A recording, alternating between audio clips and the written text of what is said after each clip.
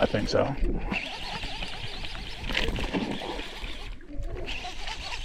Good, Dan. Your husband went out there. He's kicking your ass. Yeah. Whoa!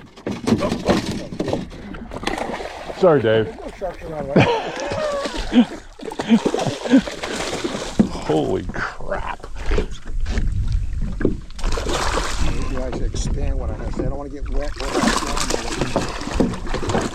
Welcome back to the channel, everybody. Captain CA here, and today on FlatsClass YouTube, I'm going to teach you the 3 major reasons why fish follow a lure but never strike it. There's an equation that I have formulated over the years as being a fishing guide that has, well, it'll put you in a position to get that big old bite that you expect. I'm going to go down to the shop and get things set up. You go back to the action, and I'll meet you down there.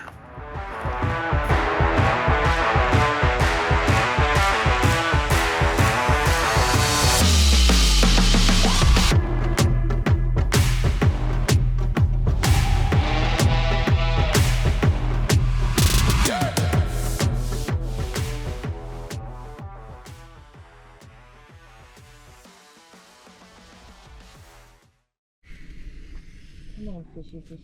Nice food. Jeff, go in. 12 o'clock. Come on. They're going to the right. Now it's going to be like 12:30. 1 o'clock. It's going to be 5 o'clock somewhere.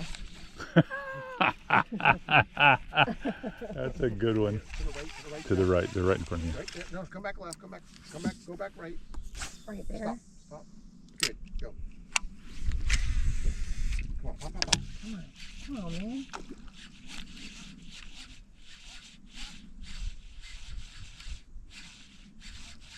They just scooped off that. They just... I got one hit me. Oh, Shrimpy, man. You're doing your job today. All right, just next time we're going to go a little faster, okay? Go faster, see if they'll attack it and turn. They'll set the hook.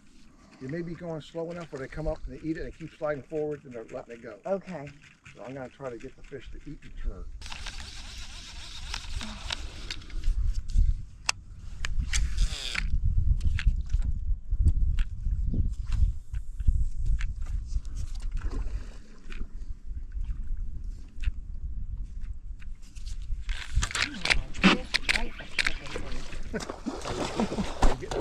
While I'm getting a backlash out, I hook one. Well, and proof's in the pudding. I was going to put that one in your back pocket, Dave.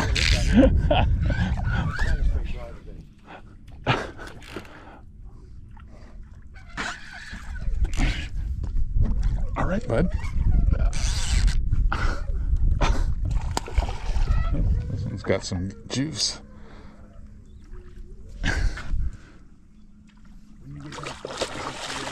Okay. Okay. I might have to give her a shrimp. Oh boy, sharks all over them.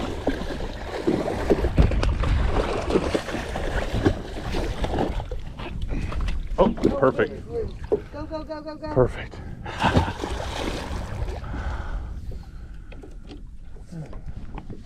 I love this. I love the stealthy stuff that you do here. This is like Jurassic World. I love when we can put quality video in with these lessons. But let's get back to the formula. This is something that I teach at FlatsClass University. I've had several students go through the swim bait mastery course and they know the formula. The formula is lure speed number 1 plus lure size / profile number 2 plus lure color equals a strike.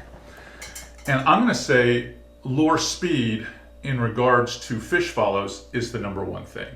If you get that cadence just right, as you saw in that video, if you get the cadence just right, and it's usually, you might be moving it too fast, too slow. It might not have a change of direction, but if you can figure that cadence out, if you can figure that combination out, that is the key to getting a following fish to strike. Number 2, size.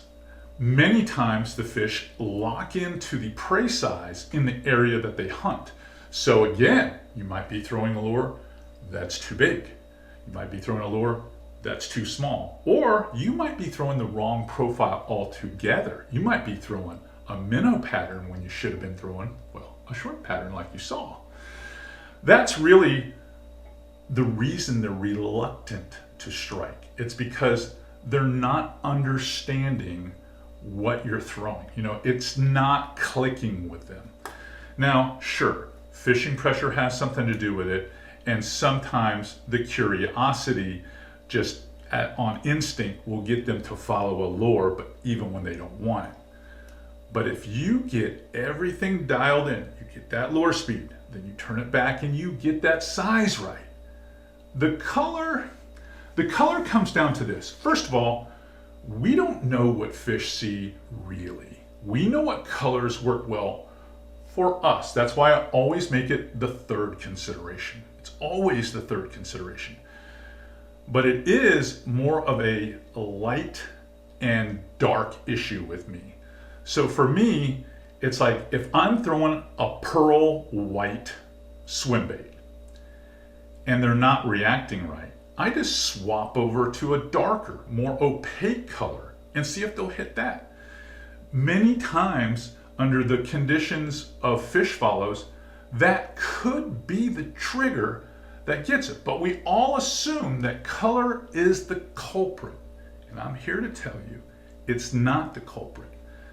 Lure speed and lure size often is the answer. I'm telling you that 100% of the time, that's all it is. It's a light and dark issue with color. So I'm gonna close with this. If you're the type of angler that is out there and you're trying to figure it out, you feel as if you're doing everything right and you can get the fish to follow, you're on the right path. That's not a negative fish. That's a fish that is interested.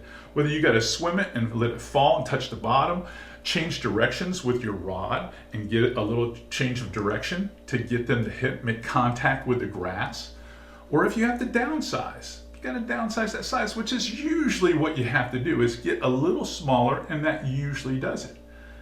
But again, most of us put much more emphasis on the color itself.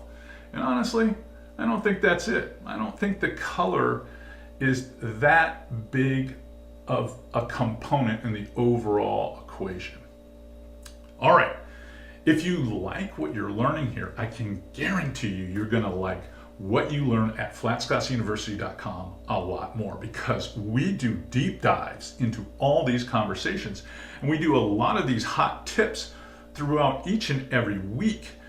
I like to say that we're the school that teaches the talent code, not the cheat code. All right, if you want to catch us here again tomorrow, we're going to have some more information right here on FlatsClass YouTube, like we always do, because we want to be your inshore authority.